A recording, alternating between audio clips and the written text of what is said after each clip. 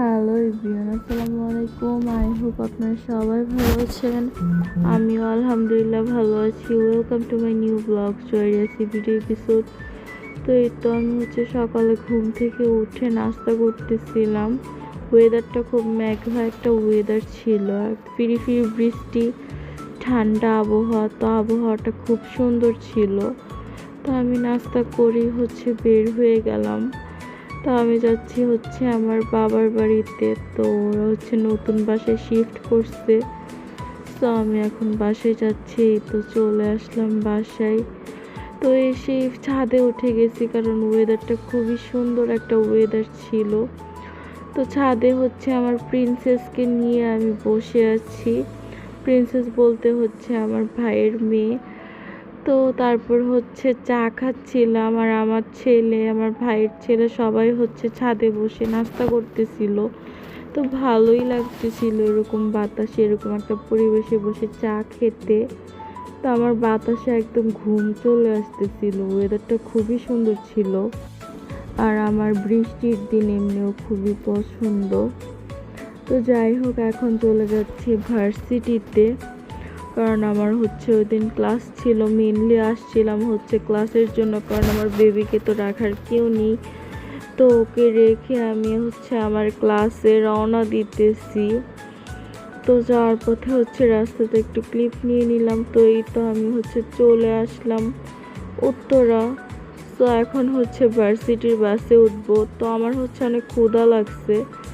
তো এই জন্য ভাবলাম কিছু খেয়ে নিই। এই সময় একদম লাঞ্চ আওয়ার হয়ে গেছে, কিছু খাই নাই। তো এখান থেকে আমি একটা পিৎজা নিয়ে নিলাম কেক শপ থেকে। তারপর সামনে দেখি মোমো। তো আমার মোমো খেতে ইচ্ছে করতেছিল, তাই মোমো নিয়ে নিলাম। তো যাই হোক, এগুলি নিয়ে এখন আমি চলে যাব। তো উনি একটু লেট করতেছিল, আমি তাড়াহুড়া করতেছিলাম। তো উনি আরও বেশি লেট করতেছিল, যার কারণে আমার মেজাজটা একটু খারাপ হয়ে গেছে। তো যাই হোক, তো মোমো নিয়ে আমি এখন বাসে চলে যাব। ফাইনালি আমার মোমো দিছে। আরেকটা কাজ করছে উনি, মোমোর সসটা আমার সামনে দেয় নাই, দিছে ভিতরে, বাট একদম বরফ ছিল। তো আপনারাই বলেন এই গরম মোমোটার সাথে বরফ সস আমি কিভাবে খাই। তো এটার জন্য আমার খুব রাগ হয়েছিল। যাই হোক, তো আমি এখন বাসে করে বাতাস খেতে খেতে আর বাহিরের ভিউ দেখতে দেখতে চলে যাচ্ছিলাম ভার্সিটিতে। তারপরেই তো বাহিরের ভিউটা ওই দিন খুবই সুন্দর ছিল, আমার অনেক ভালো লাগতেছিল। আর এসেই আমি ফার্স্ট কাজ শুরু করে দিছি, কারণ ওই দিন আমাদের অ্যাসাইনমেন্ট জমা দিতে হবে। তো অ্যাসাইনমেন্টের কোনো কিছুই রেডি করতে পারি নাই। তো শুধু জাস্ট লেখা নিয়ে গেছি। তো এখন আমি অ্যাসাইনমেন্টের ফাইলিং করব। ফাইলিং করে আমাদের ফাইলিং করে জমা দিতে হবে। তো আমি ফাইলিং করার জন্য এটা পাঞ্চ মেশিনে পাঞ্চ করে নিচ্ছিলাম। তো এই অবস্থা। আর এটা জমা দিব আজকে, কারণ অনেকগুলি অ্যাসাইনমেন্ট জমছে। আমি ভীষণ প্যারায় আছি এগুলি নিয়ে। এই এক্সামটা আসলে একদম মাথাটা আওলাই যায়। অ্যাসাইনমেন্ট, প্রেজেন্টেশন, হ্যান ত্যান, সিটি, ভাইবা, এই অবস্থা। তো যাই হোক, তারপর একটু বাতাস খাচ্ছিলাম, খুব ভাল লাগতেছিল ওয়েদারটা। তো এখন ক্লাসে চলে যাব। তো গিয়ে আমি এখানে একটু ঢং করতেছিলাম। তো এই তো ক্লাস শুরু হয়ে গেছে। তো ক্লাস করার পর ক্ষুধা লাগছে। তো পিৎজাটা যে আনলাম, পিৎজাটা আমি আর আমার ফ্রেন্ড সারা, আমরা দুইজন মিলে খাচ্ছিলাম। পিৎজাটা আসলে অসম্ভব মজা ছিল।